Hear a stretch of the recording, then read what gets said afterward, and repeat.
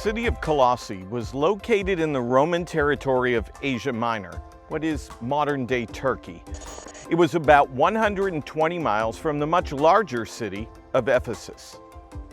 Colossae had at one point been a major city, but its influence had waned significantly in the shadow of the larger cities of Ephesus and Laodicea. This happened after two major earthquakes in the region, in both AD 17 and AD 60. By about the year 400, the city of Colossae no longer existed. It is believed that the Apostle Paul never actually visited Colossae when he wrote his letter to the church that was there. In his epistle, he seems to indicate that the Colossian church was founded by Epaphras, who probably also planted churches in Laodicea and Hierapolis.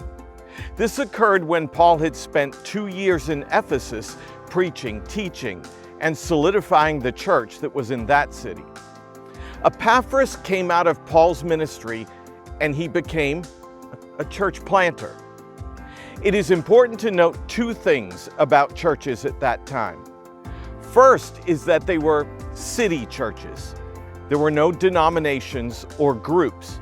Churches were planted in a particular city and instructions were given to those churches as to how they would conduct themselves. They had no name other than the church at Colossae or the church at Galatia. Secondly, churches met in homes. These gatherings were led by elders, and this small group organic template of the church remained for centuries until Christianity gained popularity as the state religion. At that point, it slowly drifted from the God-ordained design laid out by the apostles in the first decades following the death and resurrection of Jesus. The Colossian church was made up of primarily Gentiles. The cruel Emperor Nero was ruling at the time, and the church faced constant and serious persecution. Now, Paul was imprisoned for his representation of the gospel.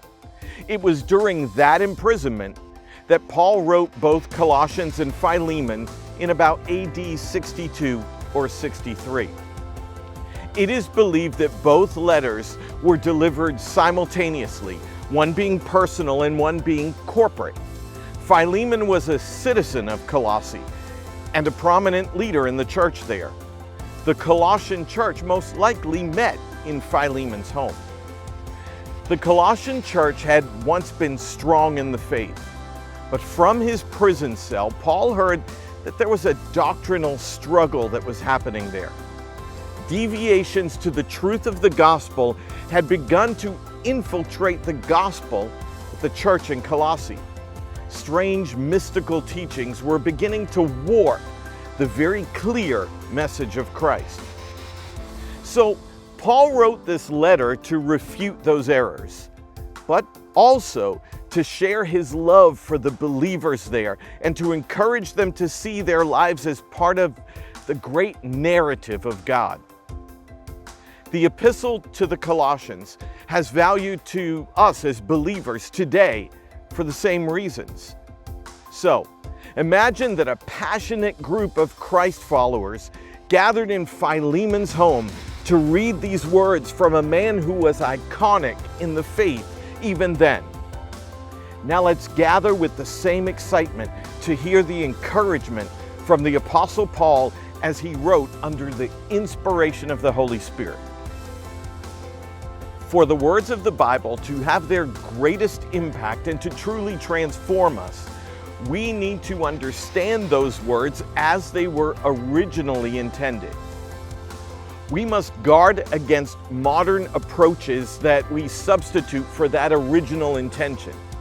Those approaches include personal beliefs about a subject matter, allegories that we assign to the text that were never intended to be there, a small group's "what does it mean to us" consensus, or even cultural trends or current theological fads.